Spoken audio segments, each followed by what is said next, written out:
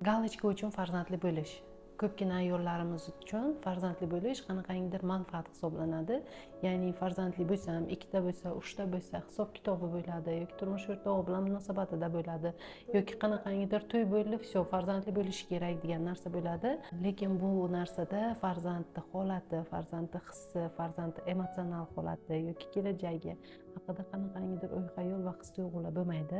Homilador ayol homilador bo'lishidan oldin, homilador bo'lishi paytida va homiladorlik davridagi va tug'ruqdan keyingi holatlarini barcha emotsional holatlari farzandini taqdiriga, farzandini holatiga yoziladi. Keyin farzand u bilan yashashga mahkum bo'lganday hisoblanadi-da.